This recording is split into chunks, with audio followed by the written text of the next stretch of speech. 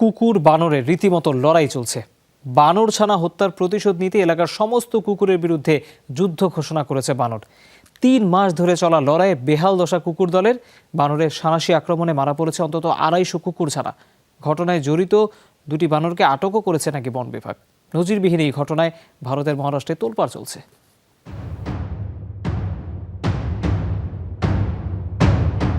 রামায়ণে রাবণের বিরুদ্ধে বানর দলের যুদ্ধের কাহিনী সবার জানা। আরও একবার যুদ্ধের ময়দানে বানর দল রীতিমতো দল বেঁধে লড়াইয়ের ডাক দিয়েছে কুকুরের বিরুদ্ধে। এ ঘটনা ভারতের মহারাষ্ট্রের বিড জেলার। ঘটনার সূত্রপাত মাস ৩ আগে। একদল কুকুরের হামলায় মারা যায় একটি বাচ্চা বানর। এরপর থেকে এলাকায় সব কুকুরের বিরুদ্ধে অঘোষিত যুদ্ধ ঘোষণা করে বানর দল। আক্রমণ চালাতে থাকে কুকুর ছানাদের ওপর। এভাবে এলাকার প্রায় ২৫০ কুকুর মেরে ফেলেছে বানরগুলো। দেখা মাত্রই এখনও চলছে সংঘবদ্ধ হামলা।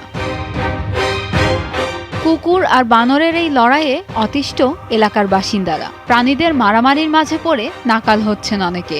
হামলার শিকার হয়েছে ছোট শিশুরাও। ভয়ে ঘরের বাইরে বের হওয়া বন্ধের উপক্রম এলাকাবাসীর। অবস্থা বেগতিক দেখে প্রতিকার চেয়ে সম্প্রতি বন বিভাগে আবেদন করেন স্থানীয়রা।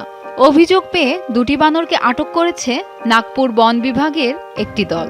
তবে চলমান এ সমস্যার স্থায়ী সমাধান নিয়ে চিন্তিত কর্তৃপক্ষ।